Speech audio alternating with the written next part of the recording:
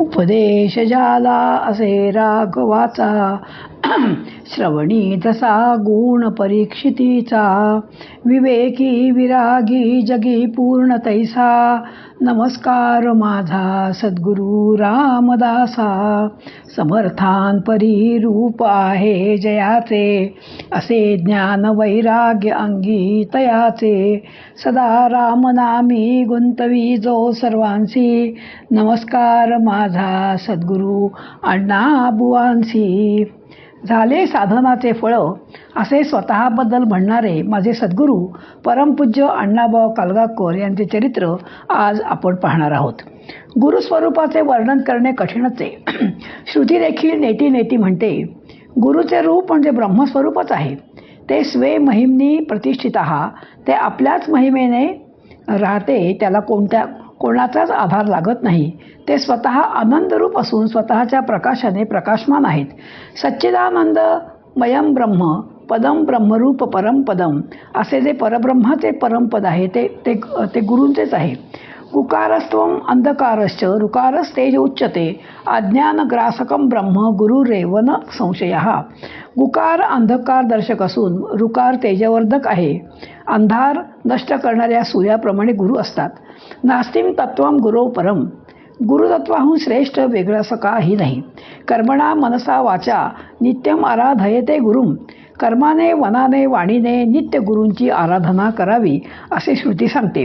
गुरुरेव जगत सर्व, हे सर्व नाममात्र जग गुरुमयच आहे. हरिही एव गुरुम साक्षात. गुरुर्ब्रह्मा गुरुर्विष्णू गुरुर्देव महेश्वरः, गुरुर साक्षात परब्रह्म तस्मै श्री गुरवे नमः. हरी म्हणजे गुरुच.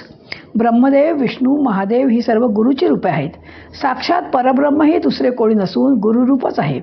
संसार वृक्षमारूढाः पतंतो नरकार्णवे, येन चैव उत्कुचितः सर्वे तस्मै श्री गुरवे नमः. हे तवे जगतात्मेव संसार नवसे तवे, प्रभवे सर्व विद्यानां शंभवे गुरवे नमः. संसार हाच एक मोठा वृक्ष असून विलक्षण आहे. प्राणी मात्र या वृक्षावर चढताना घसरून खाली येतात व खाली नरकाच्या समुद्रात पडतात. त्यातून त्यांची सोडवणूक फक्त सद्गुरूच करू शकतात. जगाचे मूळ कारण सद्गुरू आहेत. या सर्व सृष्टीचे मूळ कारण परब्रह्म म्हणजे सद्गुरूच आहेत. जव नाही ज्ञानप्राप्ती तव चुकेना यापायापी, सद्गुरू कृपेविण अधोगती गर्भवास चुकेना. तरी सद्गुरू कृपे विरहित सर्वता नगडे स्वहित, यमपुरीचा अनर्थ चुकेना येणे. सद्गुरू कृपेचे महात्म्य श्री समर्थांनी वर्णन केले आहे. त्यांच्या कृपेशिवाय अधोगती टळणार नाही. जोपर्यंत गुरुकृपा होत नाही तोपर्यंत त्या यमपुरीचा अनर्थ आपल्याला टळणार नाही. गुरुतत्व म्हणजे वैराग्य आणि ज्ञान यांचे अतूट मिलन, मूर्तिमंत अनन्य भक्ती, सामंजस्य आणि रुजुता यांचा अपूर्व संगम, उदारता, सामर्थ्य आणि दयार्द्रता यांचं मूर्तिमंत अवतरण, हे सर्व अवतरण म्हणजे गुरु. हे सर्व गुण माझ्या सद्गुरूंमध्ये आढळतात. अशा माझ्या गुरूंनी माझ्यावर कृपा करावी व आपले तत्व रहस्य स्वतःच कृपाळूपणे उलगडून माझ्यावर अनुग्रह करावा अशी मी त्यांना विनंती करते आणि ज्ञान संपन्न करावे हीच प्रार्थना करते. त्यांचे चरित्र लिहायला आता मी सुरुवात करते. माझ्या गुरूंना सर्वजण अण्णा म्हणायचे.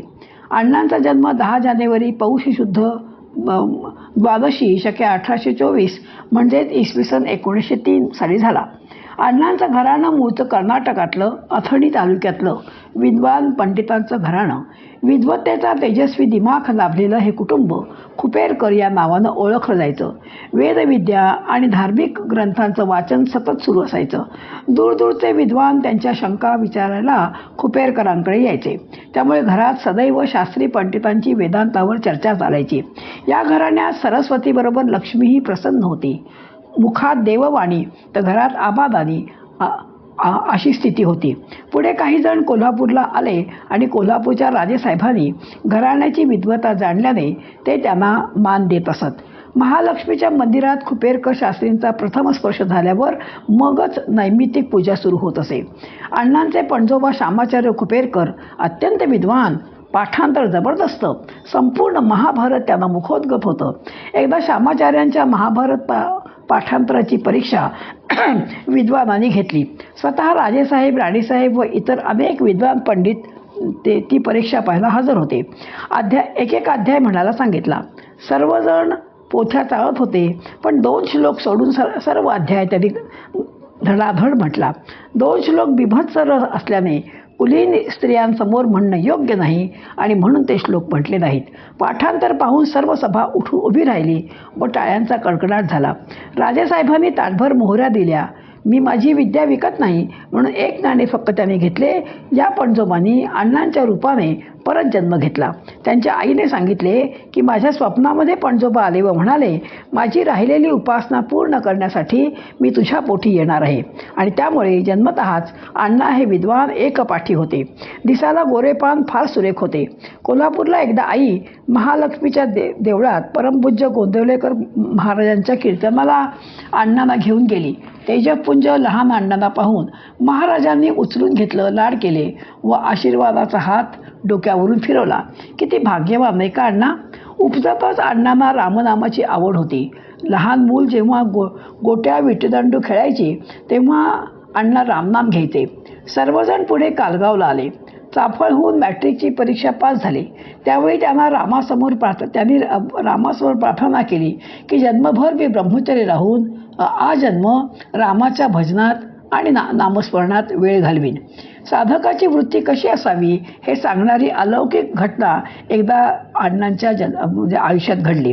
उमरजकडे जात असताना एका थोर सिद्धपुरुषावर काही गुंडांनी चोरीच्या आमिषाने डोक्यात कुऱ्हाड घातली.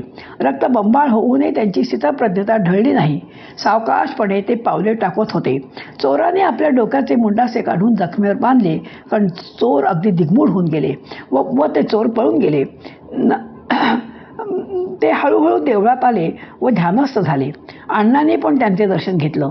विचार केला अण्णांनी की दयाळू राम सगळ्यांचं रक्षण करतोय, त्याच रामाने ह्या सत्पुरुषाचं सुद्धा रक्षण केलं. त्या सत्पुरुषांच्या दर्शनाने अण्णांची रामावरची श्रद्धा अधिक दृढ झाली. सतत ते तोंडाने म्हणजे ते सत्पुरुष तोंडाने नामस्मरण करत होते. पुढे मसूरचे रामदासी नारायण महाराजांनी अण्णांना अनुग्रह दिला. त्यांनी अण्णांना उपासनेची दिशा दाखवली. भगवत भक्ती हे उत्तम, त्याहीवरी सत्समागम, काळ सार्थक हाची परम लाभ जाणावा. आता अण्णांना साधनेचे वेध लागले. ईश्वर प्राप्तीने आयुष्याचं सार्थक कसं करावं ह्याची तळमळ लागली. अस्वस्थ झाले व ते नाशिक पंचवटीला गेले. जवळ पैसा नाही, पायात घालायला म्हणजे अनवाणी गेले, पायात घालायला चपला नाहीत. अंधारात चालत असताना एक जण त्यांना भेटला. अण्णा म्हणाले, रामाच्या दर्शनाच्या आशेने मी माझ्या घरून इथपर्यंत आलो आहे. हे ऐकताच त्या गृहस्थाने अण्णांचे बोट पकडले व राम मंदिराजवळ आणून सोडले व एकाएकी तो नाहीसा झाला. एकदम अण्णांच्या डोक्यात प्रकाश पडला. अरे, साक्षात रामाचा अण्णांना स्पर्श झालाय व काही काळ तो अण्णांचा सांगाती पण झाला. किती भाग्यवान अण्णा. योगियांचा दुर्लभ असा योग आला. त्यामुळे रामावरचा विश्वास जास्त दृढ झाला. 3 दिवसांनी दृष्टांत झाला अण्णांना की बाळ घरी जा, उपासना चालू ठेव. पुढे अण्णा मुंबईला साधकाश्रमात गेले. तिथेही 3ला पहाटे उठून नामस्मरण सुरू त्यांचे होते. मग 5ला त्या साधकाश्रमात कार्यक्रम सुरू व्हायचा. महात्मा गांधी, काका कालेलकर इत्यादींचे आप्पा हे अण्णा हे अतिशय लाडके होते. कारण त्यांचा मृदू स्वभाव आणि कामाची तत्परता नित्य साधनेमुळे ते सगळ्यांचे लाडके झाले. तिथेही त्यांचं मन रमेना. ईश्वर दर्शनाची तळमळ स्वस्थ बसू देईना. म्हणूनही सर्व सांडावे, एक देवासी धुंडावे, तरीच वर्मळपणे ठावे काही एक, असा विचार करून अण्णा अंगापूरला आले.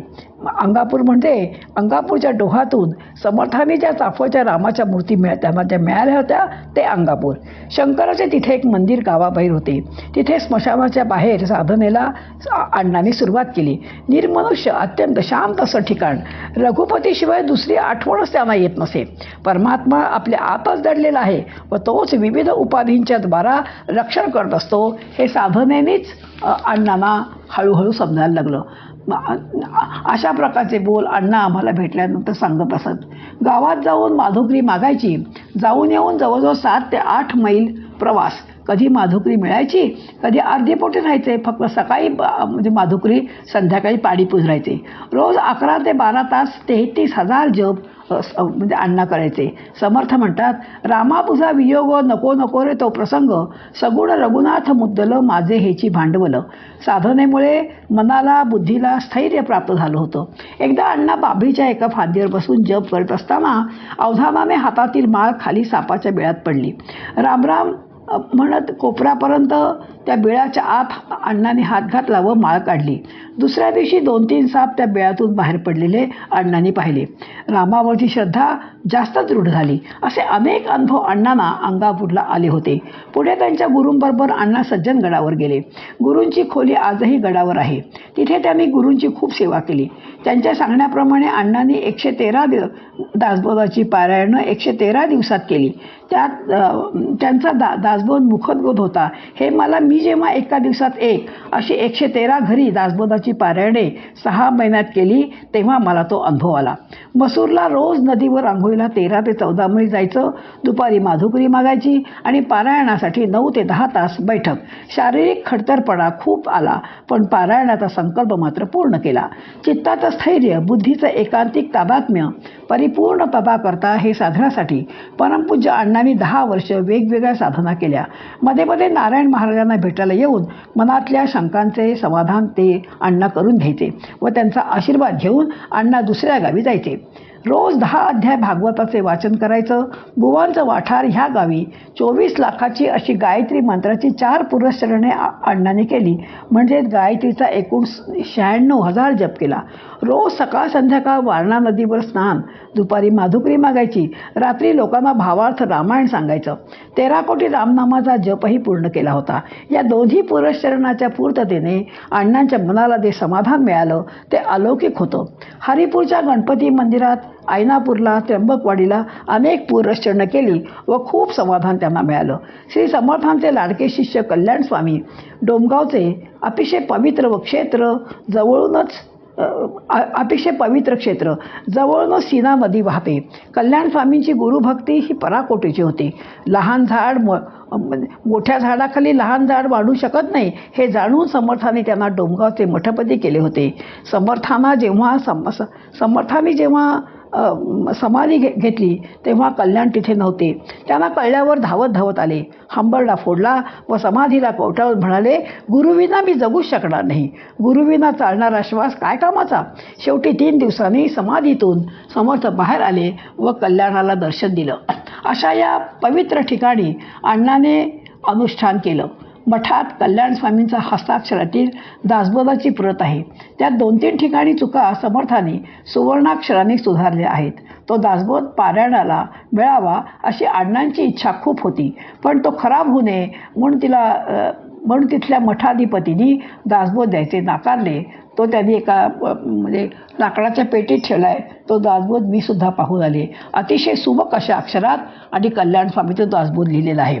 कल्याण स्वामी आईसाहेबांच्या स्वप्नात म्हणाल्या, त्या साधकाकडून मला दासबोध ऐकायचा आहे आणि त्याप्रमाणे अण्णांना त्यांनी तो दासबोध काढून दिला. अण्णा रोज वाचताना कल्याण स्वामींसाठी पाठ मांडायचे. जणू काही कल्याण स्वामी येऊन त्या पाटावर बसायचे असा अण्णांचा भाव होता. तसेच एकदा सीना नदीला मोठा पूर आला. आता काय करायचं, कारण गावच पाण्यात बुडेल अशी भीती निर्माण झाली. त्यावेळेला पुन्हा त्या आईसाहेबांच्या स्वप्नामध्ये आणि कल्याण स्वामी गेले आणि ते म्हणाले, अण्णांना सांगा की साडी चोळीनी नदीची ओटी भरा. त्याप्रमाणे अण्णांनी ओटी भरल्याबरोबर काय आश्चर्य, संबंध जो पूर होता तो पूर ओसरला. असे ईश्वर अस्तित्वाचे, उपासनेच्या सामर्थ्याचे आणि प्रेमाचे अनेक अनुभव अण्णांना डोंबगावला आलेले आहेत. त्र्यंबकवाडी कृष्णेचा काठावर आहे, पण माधुकरीसाठी गाव खूप लांब. तिथे एक सत्पुरुषांची समाधी होती. त्याच्या दर्शनाला एक जण यायचा, कारण त्या सत्पुरुषांच्या समाधीजवळ अण्णांनी ठरवलं की आपण पुरस्चरण करायचं. मग आता जेवायची व्यवस्था, कारण गाव तर खूप लांब होतं. पण बघा, योगक्षेमम वहाम्यम, भगवंत आपली कशी काळजी घेतो. एक जण आणि त्याच्या ह्या समाधीच्या दर्शनाला रोज यायचा. त्यांनी पाहिलं की अण्णांना माधुकरीसाठी जाणं फार कठीण आहे, म्हणून तो दर 15 दिवसांनी ज्वारीचं पीठ आणून द्यायचा. जवळच्या वस्तीतून एक जण 2 पावशे दूध द्यायचा. पीठ दुधात भिजवून आपल्या दशम्या म्हणजे अण्णा भाजायचे व दुधात बुडवून खायचे. 9-10 महिने तिथे राहून साधना केली. परमेश्वराच्या नामकोशात जीभ रंगून गेली की अन्य चवीची आठवणच येत नाही असं अण्णा नेहमी आम्हाला सांगायचे. काही दिवसांनी नरसोबाच्या वाडीचे विद्वान उपासक कवीश्वर शास्त्री महाभारताच्या पारायणासाठी महिनाभर येऊन राहिले होते. त्यांच्याबरोबर अण्णांनीही पारायण केलं. त्यांचा सत्संग मिळाला. रोज दोघेजण अध्यात्माची वेदांताची चर्चा करायचे. त्या चर्चेने ज्ञानात दोघांच्याही भर पडली. एका गावाहून दुसऱ्या गावाला अण्णा पायीच जात, कारण जवळ पैसेच नसायचे. एकांतातच राहिल्याने मौनातच अण्णा असायचे. एका ईश्वराखेरीज कोणाच्याही सोबतीची गरज अण्णांना कधी वाटलीच नाही. साधकाची दशा उदास असावी, उपाधी नसावी अंतर्बाह्य असं नेहमी अण्णा म्हणायचे. साधकाची वृत्ती उदास असावी, इतर गोष्टीत मन रमू लागलं की साधनेला बाधा येऊ लागते. म्हणून भौतिक जगाचा पसारा साधकाच्या दृष्टीने असून नसल्यासारखा असला पाहिजे. अंतर्मुखता फार महत्त्वाची. साधकांनी कशाचीही चिंता न करता, कोणत्याही साध्यासुध्या मोहात न गुंतता आपलं मन स्थिर करायला हवं. करवीर पीठाचे शंकराचार्य होण्यासाठी अण्णांना विचारले असता त्याने ते पद नाकारले. त्यामुळे लोकेशनाचा मूळ हव्यासच नव्हता. अण्णांच्या मते जोपर्यंत परमात्मा अणुरेणूत भरलेला अशी भावना दृढ होत नाही तोपर्यंत साधनेला पूर्णता येणारच नाही. त्यासाठी उपासनाही फार महत्त्वाची आहे.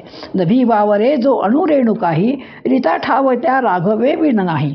गंगेच्या ओढीने आणि अण्णा हरिद्वारला मध्ये गेले. हरिद्वारला ते बरेच दिवस राहिले आणि अण्णा सांगायचे की हरिद्वारला 6 पैसे रोज त्यांना मिळत. 2 पैशाचं दही, 2 पैशाची साखर, 2 पैशाची कणिक आणि अशा प्रकारे ते रोज म्हणजे त्या दुधामध्ये आणि दुधामध्ये दुसऱ्या पाण्यामध्ये कणिक भिजवून आणि आणखी दही साखरेबरोबर आणि अण्णा पानगे करून खायचे. अण्णाने मला सांगितलं की जवळजवळ 40 ते 50 वर्ष मी कधी तिखट, लोणचं, भाजी किंवा चमचमीत असं कधी खाल्लंच नाही. सात्विकच जेवण असल्यामुळे अण्णा अत्यंत सात्विक होते. पुढे बद्रीनाथ केदारनाथला सर्वदूर पायी प्रवास त्यांनी आपल्या गुरूंबरोबर केला. जिथे विवेकानंदांनी ध्यान धारणा केली त्या गुहेत अण्णांनी साधना केली. वेगवेगळे अनुभव खूप आले. रोज सकाळ संध्याकाळ गंगेत स्नान व भरपूर वाचन चिंतन झालं. पुढे पंढरपूरला गेले. त्यावेळी परमपूज्य प्रद्युम्नाचार्य वरखेडकर पंढरपूरला राहत असत. पारमार्थिक क्षेत्रातले ते एक मोठं अधिकारी व्यक्तिमत्व. त्यांच्या पाठशाळेत सुधा नावाचा एक ब्रह्मसूत्रावरील टीकात्मक ग्रंथ शिकवत होते. तिथे अण्णा श्रवणाला नित्य जायचे. सकाळी चंद्रभागेवर स्नान, दुपारी त्यांच्या घरी पवित्र भोजन आणि संध्याकाळी विठ्ठलाचे दर्शन व चर्चा असा भरगच्च कार्यक्रम होता. पंढरपूर म्हणजे भक्तीची गजबजलेली पेठच. कितीतरी मठात जाऊन अण्णा कीर्तनं, भागवतावर प्रवचनं करायचे.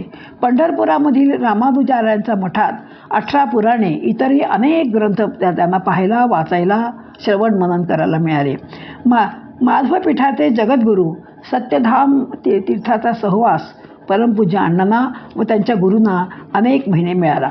जयराम स्वामींच्या मठात अण्णांनी भागवत सप्ताह केला. संत दासगणू महाराज रोज विष्णू सहस्रनाम म्हणत नगर प्रदक्षिणा करायचे. अण्णाही त्यांच्याबरोबर जायचे. अण्णांचा संस्कृत आणि वेदांताचा अभ्यास चांगला असल्याने अण्णांनी त्यांना संस्कृतातील शांडिल्य भक्तिसूत्राचा अर्थ सांगितला. पुढे ते त्याचे मराठीत भाषांतर केलेले आहे. अण्णा त्यांच्या मठात जायचे तेव्हा अण्णांसाठी एक पाठ मांडलेला असायचा आणि खरं तर सर्व दृष्टीने अण्णा म्हणायचे की दासगणू महाराज हे मोठे होते, पण रोज अण्णांना साष्टांग नमस्कार घालायचे, कारण ते म्हणायचे की तुम्ही आता माझे गुरु आहात. रोज पाटाजवळ पाण्याचा तांब्या आणि दूध ठेवलेलं असायचं. अण्णा म्हणायचे मोठी माणसं कशी मोठी असतात हे मला त्यांच्याकडून शिकायला मिळालं. अण्णा प्रखर साधना सुरू असताना सर्वांचा आधार असणारा अण्णांचा मोठा भाऊ वारला. त्याला 3 मुलं आणि 4 मुली, अशिक्षित बायको. त्याचा संसार सर्वतोपरी अण्णांनी सांभाळला. सर्वांना मदतीचा हात दिला. खूप कर्ज होतं, ते कर्ज फेडलं आणि जमीन कसून पुन्हा सगळ्यांना ती जमीन पुन्हा सोडवली. कमलपत्राप्रमाणे अण्णा भावाच्या संसारात राहायचे. काम झालं की तिथून निघून परत गडावर जायचे. आता अण्णांचा निवास सज्जनगडावर जास्त सुरू होऊ लागला. त्यावेळी श्रीधर स्वामींचा सहवास अण्णांना खूप मिळाला. उपनिषद, रामगीता, भगवद्गीता वगैरे ग्रंथांचं सूक्ष्म मनन चिंतन दोघांनी मिळून केलं. अण्णा म्हणायचे, परमार्थामध्ये अत्युच्च पदाला पोचलेल्या सत्पुरुषांची संगत म्हणजे अनुभव ठेवाय तो अण्णांना मात्र खूप मिळाला. गडावर राजकीय पुढारी म्हणजे पंतप्रधान, राष्ट्रपती, उपराष्ट्रपती वगैरे नेहमी यायचे. तसेच मोठमोठे संत, शंकराचार्य यायचे.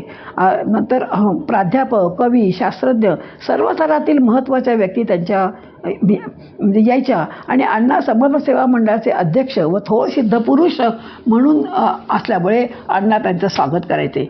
भूकंपामुळे चाफळचे पडीक मंदिराची दुरुस्ती, रामाच्या मूर्तींची स्थापना अरविंदभाईंच्या सढळ मदतीने अण्णांच्या उपस्थितीत झाली होती.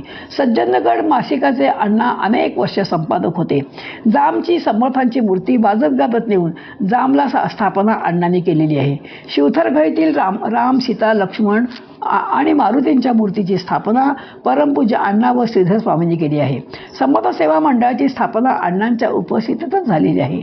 मंडळाला कर्ज होतं, पैसा नव्हता. तेव्हा महाबळेश्वर, पुणे, मुंबई, गोवा इत्यादी ठिकाणी भिक्षा फेऱ्या काढल्या, पैसा जमवला. आणि कारण अण्णा म्हणायचे, भिक्षा मिसे जन परीक्षावे. भिक्षेमुळे समाजाची स्थिती सुखदुःख समजली. सज्जनगड मासिकाच्या माध्यमातून समर्थांचे कार्य, समर्थांचे विचार समाजापुढे अण्णांना मांडता आले. माझं भाग्य थोर म्हणून असे ऋषितुल्य जीवन जगणारे सद्गुरू माझ्या जीवनात आले. त्यांच्या कितीतरी आठवणी खरं म्हणजे मला आठवत आहेत, पण म्हणजे जास्त वेळ होईल म्हणून मी तुम्हाला एखादी गोष्ट सांगते. जीवनातल्या दुःखाच्या प्रसंगी ते माझ्या पाठीशी उभे राहिले. मुलींची काळजी करू नकोस, मुलींच्या पाठीशी समर्थ आहेत, या एका वाक्याच्या आधाराने जीवन जगले. अण्णांची नव्वदी करायचे समर्थ सेवा मंडळाने आणि मी ठरवल्याने त्यांना नागपूरला आणायला मी साताऱ्याला गेले होते. अण्णांच्या 2 पिशव्या घेऊन मी स्टेशनवर आले. माझं सामान मैत्रिणीबरोबर पुढे पाठवून दिलं. महाराष्ट्र एक्सप्रेस 2 मिनटं फक्त साताऱ्याला थांबते. S7 डबा शोधून चढायचं आणि प्लॅटफॉर्मवरून डब्यात चढायला बरेच उंची असायची. तुम्हाला ते सगळं डोळ्यासमोर चित्र आणा. स्टेशन मास्तर, पोलीस, हमालांना सर्व मी परिस्थिती समजावून सांगितली की माझे सद्गुरू 90 वर्षाचे आहेत आणि त्यामुळे थोडासा तुम्ही त्यांना म्हणजे मला मदत करा. घंटा वाजली, गाडी लांबून येते हे दिसू लागलं, पण अनाऊन्समेंट झाली की गाडी दुसऱ्या प्लॅटफॉर्मवर येणार. आता काय करायचं? आणि एवढा मोठा जिना चढून जाणं अशक्य आहे. अण्णा पटकन प्लॅटफॉर्मवर म्हणजे खाली उतरले, रुळावर उतरले. मला हात दिला आणि मला अगं उतर खाली पटकन. आम्ही सर्कस करत करत दुसऱ्या प्लॅटफॉर्मवर आलो. गाडी आली. पहिल्या प्लॅटफॉर्मवरची माझी केलेली जी मदतीची योजना सगळी वाया गेली. गाडीच्या ड्रायव्हरने लांबूनच अण्णांना पाहिले आणि ओरडला, महाराज काळजी करू नका, तुम्ही डब्यात चढेपर्यंत मी गाडी सोडणारच नाही. आणि म्हणून धावत धावत ड्रायव्हर स्वतः आला. त्याने अण्णांना गाडीत बसवले. अण्णा दिसायला 9व्या वर्षीही दिमागदार तेजपुंज होते. गाडी सुटली. अण्णा म्हणाले, नीला तुझा भरोसा स्टेशन मास्तर हमालावर, पण माझा भरोसा रामावर. अगं तोच खरा म्हणजे करता. म्हणून मला म्हणजे त्यावेळेला माझा खरंच अण्णांवरचा विश्वास तर दृढ झाला, पण रामावरचाही विश्वास दृढ झाला. अण्णांनी वेळोवेळी जी पत्रे पाठवली त्यातील आशय असा, 1. मौन व नामस्मरण चित्ताला प्रसन्नता देणारी साधने आहेत, त्यामुळे चित्त निर्मळ, शुद्ध, पवित्र बनतं. 2. निकोप आणि प्रसन्न हृदयात आनंद सामावलेला असतो. नामस्मरणाने मनाचा धावा थांबतो व वेळ सार्थकी लागतो, आनंद मिळतो. 3. 4. उपासना नित्यनेम हाच जीवनाचा खरा सोबती आहे. 5. परमेश्वराच्या प्रार्थनेने शांती, समाधान, आनंद मिळतो. 6. चढ उतार सोसण्याचे सामर्थ्य उपासनेने येते. 7. शुद्ध मनात साधक आकलन शक्ती येते व वाढते. 8. आहे रीतुके देवाचे, आरसे वर्तणे निश्चयाचे, मूळ तोटे उद्वेगाचे, येणे रीती ही अण्णांची अगदी आवडती होवी होती. देवाने सोपवलेले काम करणारा मी एक विश्वस्त आहे असे मानून आणि त्यात हायगय न करता आपण काम केलं पाहिजे. म्हणजे मी करता नसून राम करता आहे हा भाव सतत आपण आपल्या मनात ठेवायला पाहिजे. 9. आपण रामाचा व्यवहार करत असतो, आपला आपण व्यवहार करत नाही हा विचार नित्य मनी असावा. म्हणजे समाधानच समाधान. हे खरं तर म्हणजे अमृताचे तुषार आहेत. असे अनेक आहेत, पण त्यातले मी तुम्हाला थोडेसे सांगितले. त्यांचे सतत चिंतन करावे, कारण हे अण्णांचे अनुभवाचे बोल आहेत. असे कृतार्थ जीवन अण्णा जगले. ते म्हणायचे, मला आयुष्यात ना कशाचा खेद ना कसला खंत, ते केवळ समाधानच समाधान. म्हणून झाले साधनाचे फळ, संसार झाला सफळ, निर्गुण ब्रह्म ते निश्चळ अंतरी बिंबले. हेच त्यांच्या कठीण साधनेचे फळ त्यांना मिळाले. 3 ऑक्टोबर 1999 साली अविद्वा नवमीला अण्णांनी देह ठेवला. आम्ही सर्व गुरुबंधू भगिनी शेवटच्या क्षणी जमलो असताना एक चमत्कार पाहिला. चितेवर अण्णांना ठेवल्यावर त्यांनी हात वर करून आम्हाला आशीर्वाद दिला. हे सर्व पाहून मनाने निश्चय केला की देहाने अण्णा जरी गेले तरी अण्णा निरंतर आहेतच. अशा या तपस्वी ऋषितुल्य असणाऱ्या अण्णांना माझा शिरसाष्टांग नमस्कार. जय जय रघुवीर